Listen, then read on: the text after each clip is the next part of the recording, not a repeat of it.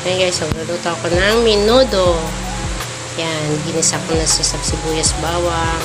Tapos nalagay ko na rin yung konting karne. Lagay na rin ako ng tomato sauce, bay leaves. Ayan, pickles na rin yan.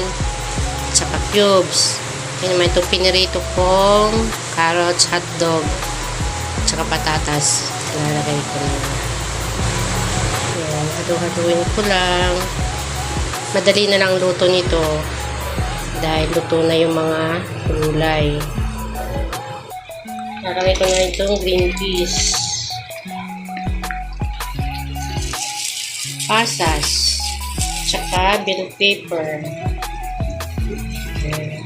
Tcharam! Luto na ang aking pork menudo. Bye! Thank you for watching, guys!